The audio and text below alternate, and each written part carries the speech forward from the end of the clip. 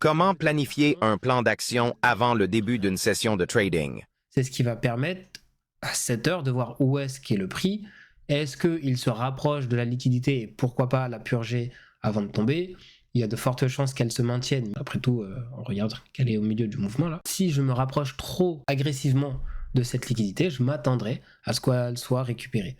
Si au contraire je continue de stagner ou alors je descends tout d'un coup, à ce moment-là, voilà, peut-être que à 8h30, on est déjà dans cette zone qu'on récupère. Et plutôt que de chercher à aller toujours plus bas, on peut se dire, ok, ma session de Londres était baissière, je risque d'être du coup dans la manipulation de la journée.